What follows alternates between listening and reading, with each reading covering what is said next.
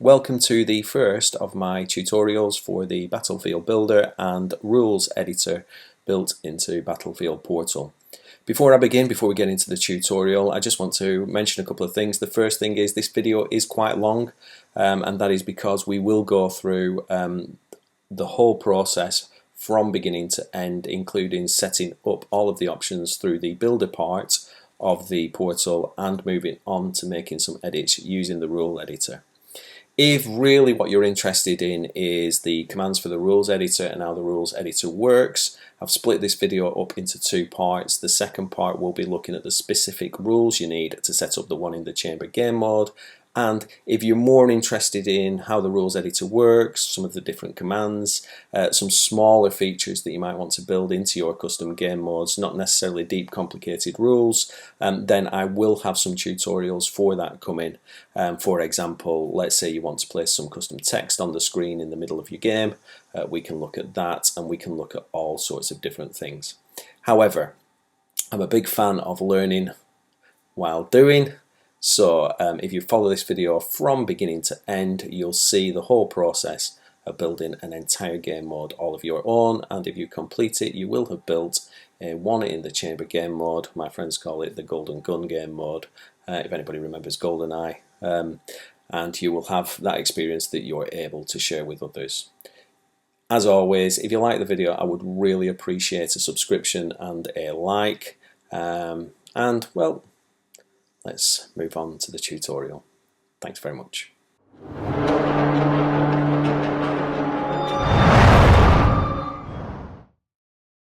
This is the first tutorial that I'm going to put out to help you with the Battlefield Builder and the logic editor. Got to say before I start, I haven't really written a script for this, just going to do it as we go along. Just going to give you a couple of tips before we start. As you can see, I have my PlayStation 5 running through Remote Play just behind my browser window, and that's running Battlefield 2042. And this will allow me to very quickly boot up and host my experience as I'm working on it and run tests as I work on it, just to see how things are progressing and whether things are working the way that I've intended. You obviously don't have to do that, but clearly it depends on how complicated your setup is and how much you need to test as you go along. So if at any point you want to test your build, you need to go into the game, into the Battlefield Portal section, and in there you look for host, and you will find your experiences that you've created listed under there. You can see my experiences just here as I pass through them. Once you've done that, you just select one of the modes. You can put in a name that will show in the server details and a description. If you want to keep the server private, you need to set a password, and you can also place a welcome message in there for everybody that wants to join the game. When you're all set, you click on the X button and the server will boot up and others can join it. If other people want to find your server, they will be able to find it under the Browse Servers section. You can see there's quite a few servers already running in there, and the game modes can be filtered through the list, and yours will be listed under the custom one, but here you can see there are a lot of servers currently running through the Portal browser. So the first thing that I'm going to do is go into Battlefield Portal and click on the Start Creating button to get into the Battlefield Portal section. You can see it's just loading up now, and then we have a number of options available to us. Here is where we create our experience, and just underneath you'll see that there are separate game modes that have been created by DICE. These are based on the past games, and you can modify each one of these if you want to and create an original Battlefield experience using those.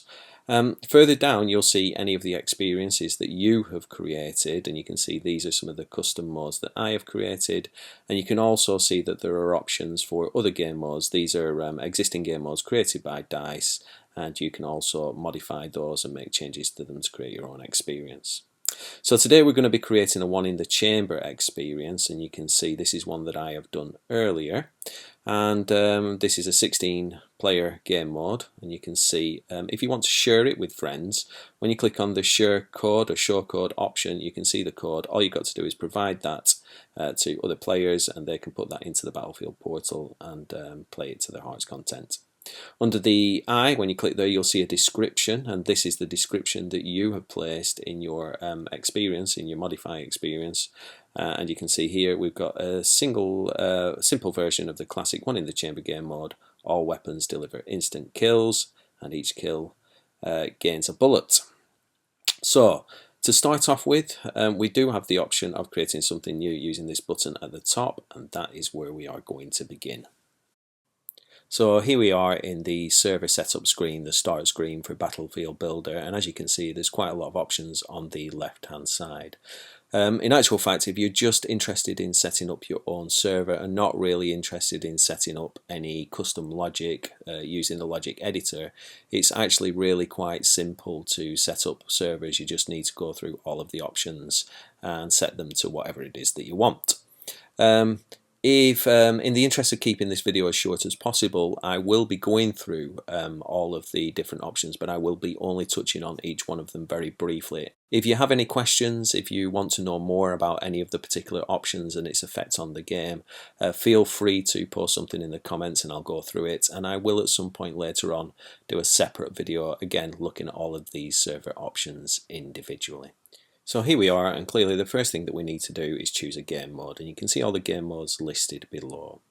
And if we select one of these game modes, so first I'll select the rush game mode, and you'll be able to see that the next step highlights, you can see a little bit of a description there of the rush game mode, and we are then able to choose our map rotation.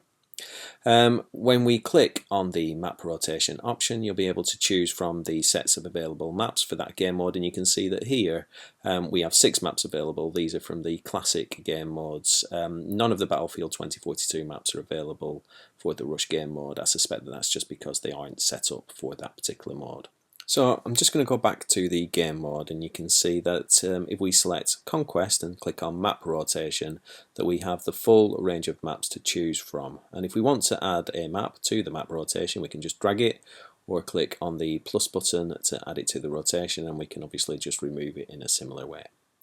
You'll see from looking at the map rotation and the map icons that the rules editor does not become available, and this is because the rules editor is only available in the team deathmatch option and the free for all option. You can see that because it says customizable using the logic editor, and there is also a spanner icon over each of those options that indicate that it's available. So if we want to use the logic editor, we can only do that in the team deathmatch and free for all modes.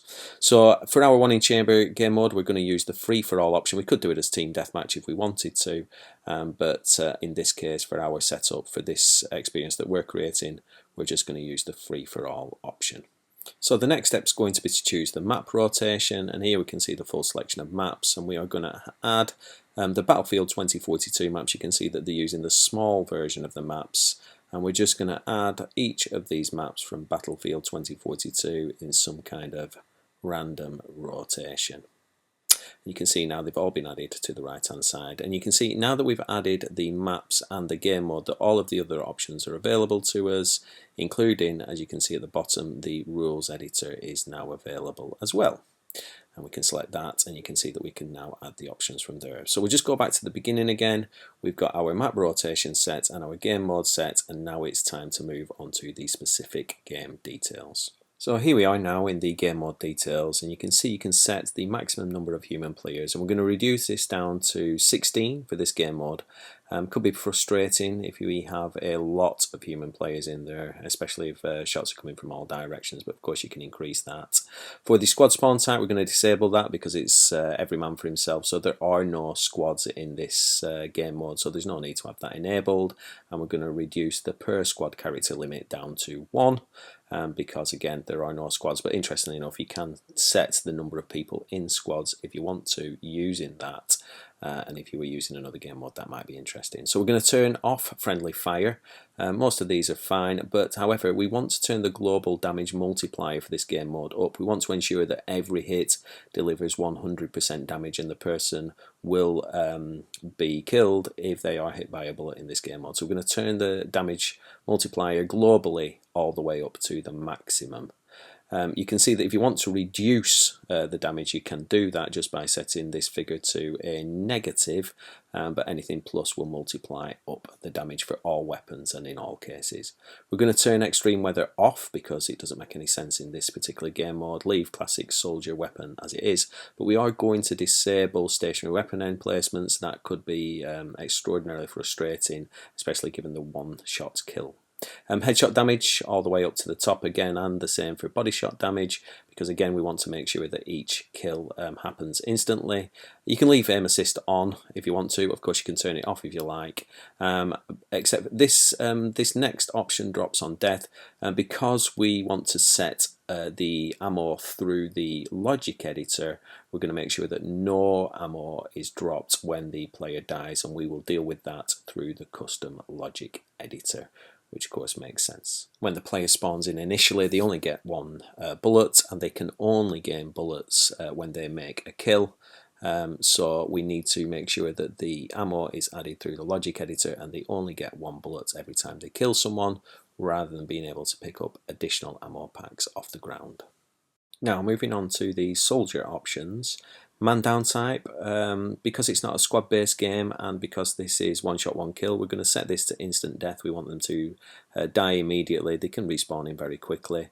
We're going to leave the fall damage as it is. It could be quite frustrating if the player receives some fall damage in the middle of this game, but we are going to turn off soldier health regeneration, so that they can't get their health back. You can leave aim down sights on. By the way, this is an interesting one. You can just force everyone to hip fire if you leave that to off. We'll leave soldier move speed as it is, but we're going to make some alterations down here. We're going to maybe turn the maximum health of the player down ever so slightly. You can see that this will alter the maximum health, and if we want a value lower, we can just set that to a value a little lower than 1. So we're just going to do that, and we will set that to 0.5, 0.6, 0.5, just so that we are ensuring that every hit delivers an instant kill. Then we need to move on. We're going to have a look maybe at soldier health regeneration, and with the health regeneration we're just going to turn that all the way down. We don't want them to be able to regenerate their health. It won't really matter because they're going to get killed instantly. We're going to turn down the redeploy rate. This is how quickly they can respawn back in. We're going to turn that very quickly down. We're going to keep this the game pace very quick by keeping this low. That will mean they'll be able to spawn in really quickly and keep the game going very quickly. We're going to turn off squad revive. It doesn't really matter, to be honest, because again it's not a squad based game. And that's those settings already. I think we're ready to move on to vehicles. Now we're not going to have any vehicles in this game. We can obviously set various options for the vehicles, but we're just going to set this to no combat vehicles. That again would be very frustrating. We can turn these options off if we wish to. The exiting vehicles is an interesting option, because if you set this to off, anybody who spawns into a vehicle can no longer exit the vehicle. So they're in a vehicle or they enter a vehicle, they can't exit, and this would be a nice way of ensuring if you wanted to create a vehicle only match, you could force everyone into vehicles, and that would mean that there'd be nobody on foot. Yeah, if you want, maybe we'll have a look at a mode that involves that sort of thing later on. Quite an interesting proposition, actually. I might think about that one. And that is the combat vehicles section set up. So next we're going to have a look at the user interface.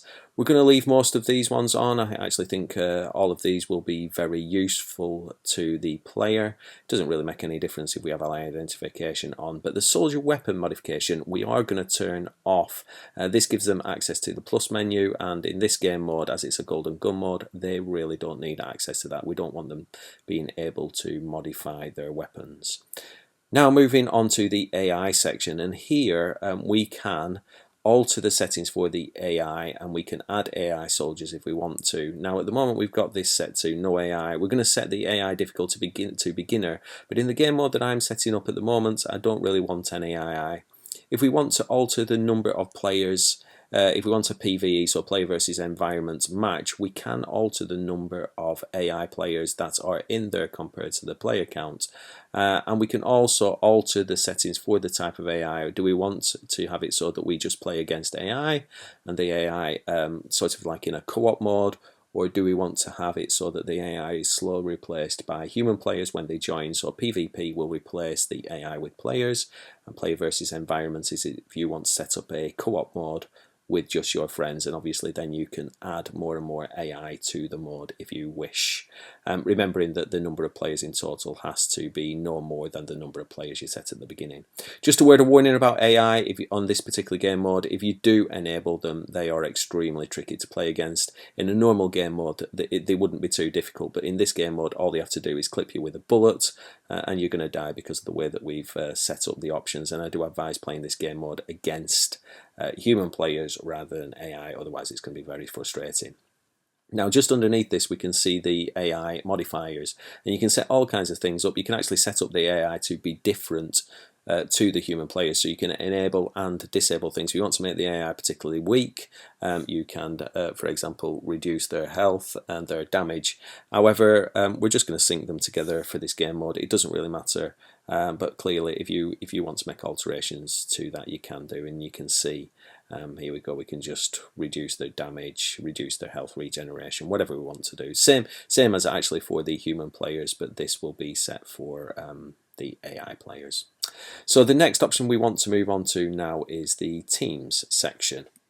Now the teams section allows us to set which teams are available and to which side they'll be available, and you can see that we can select characters from Battlefield 2042 or for all of the classic game modes, and you can see here we've selected the Battlefield 2042 characters, and we are even able to finely tune these characters by selecting individual or deselecting individual characters as we see fit. So if we don't want to have a particular character available, we can just deselect them. If we just go on to one of the other options, let's try Battlefield 3, you can see here that you will lose some of the options. If you've already chosen vehicles and weapons and gadgets from that particular mode, those options will disappear when you select the new mode. So just be careful as you are flicking through each one. Make a decision before you carry on going through. So you can see here's the Battlefield 3 options. Now we've got this support character highlighted in red, and that's because we cannot deselect that character. That wouldn't make any sense because then we'd have no characters selected. So yeah, as you can see, if the last option is the only one available, that's going to turn red. So we're just going to go back into the Battlefield 2042 because we're going to use these as the options for our characters, and we are going to actually allow all of the characters in our mode, and we're into the weapon selection. Now the weapon selections are very comprehensive. You can enable and disable every single weapon in the game. So if you don't want there to be, I don't know, LMGs or any other weapon, for example shotguns or rifles, all you have to do is deselect those as a group, or you can go into the individual weapons and you can deselect those. For our one in the chamber gun game mode, we only want one weapon to be available, and that's going to be pistols, and you can see that the pistols is now red. If we just go into that particular option, it will be able to list just those guns, and we can deselect that one, and we now have a single pistol available to us, the G57. Interestingly, it will let us deselect all weapons, and that's because we can assign them through the logic editor if we want to. So you can disable all of the weapons in the game and then just assign the weapons through the logic editor. But for us now, we're going to make this simple. We're going to select one gun, and we're not going to do the assignment through the logic editor because we want anybody who wants to modify this experience to be able to just simply select the weapon from the list and not have to go into the logic editor to make those alterations later on. You can see if you want to select another weapon, they'll be able to come into the logic editor and just select it. So we've just swapped from pistols to lever action rifles, and now we've switched back to the G57 pistol, but whoever's using it will need to restart the server in order to use the new weapons. Right, now we're going to have a look at the attachments. Now I have to say that this is quite an enormous screen, and sometimes this screen can take a significant amount of time to load. You can see it's actually taking quite a long time to load, and that's because of the number of options that are available to us in here. Now you can see, yeah, I've just clicked it and it's not moved, so we're just waiting for it to all, there we go, it's all loaded up. And if we click on there, that menu will pop up. We'll just wait for it to do that. It's just taking a little while because there are so many options. There we go. So these are all of the attachments that are available, and you can see we've got every single slot. We are just going to disable for each one of these. I'm not going to go through each one of these individually, but you do have the ability to refine them right down to single sets of sites, so enabling, disabling certain types of sites. We are going to disable all options and all attachments for this gun game mode. We're going to set anything through the editor. So now, I mentioned before, we're going to have no vehicles, so we're just going to disable very quickly all of the vehicles as well. We don't want any vehicles in this gun game mode, this one in the chamber mode. But as you can see, lots of options to enable and disable certain types of vehicle. And this is the final one. Now we've got access to all of the characters' gadgets, and again we're just going to disable all of those. Now in some future video we may look at individual ones, but it really is quite a simple process. If there's something you want in the game, you leave the tick on, and if there is something that you don't want in the game, you make sure that the tick is removed and it will disappear, and there we have no attachments, no gadgets available in the game. And that's it. That's the entire server setup. Now if you didn't want to add any additional logic to your game, that would be complete. You'd be ready to share your experience with other people, and the server is good to go. And our next step in our one in the chamber game mode will be to set the rules editor. Before we finish, we're just going to make sure that we've named our experience and saved it so that it's available when we come back. You can see here I'm just going to name this one in the chamber. I've called it test build, that's for my reference, and then we can put a brief description in here. So we'll just put one in the chamber game mode, one shot, one kill. It says it's a valid experience, so we're good to go. And if we click the create button, it will assign tags automatically, and this experience is now ready to share with our friends or our platoon or whatever that might be. If you've got something out of this video, please feel free to share it. I know it's been quite a long video, but hopefully you've got a really good overview of the builder part of it. If you are looking forward to the next parts, that will be available very soon. And we will plug in the rules into this game mode to finish it off and make it do what we need it to do. You also might get something out of the rules editor video and some information on how that works. Okay, thank you very much, and I'll see you in the next video.